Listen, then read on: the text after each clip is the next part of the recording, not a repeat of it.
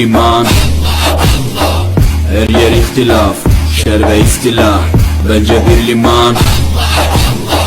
Gerçekte kitapta yazılı bu Kur'an. Dur bak burada flow mus'ab, anlatır hak kitap, yalan ve hakikat, cebası tarikat. Sana yok az derler, böyle olmaz derler. Onlar gibi düşünmedikçe çoban derler. Biz Müslümanız, düşüncemiz hüsnü zandır. Bak istediğin yükle saldır. Biz Rab ve müptelayız içinde.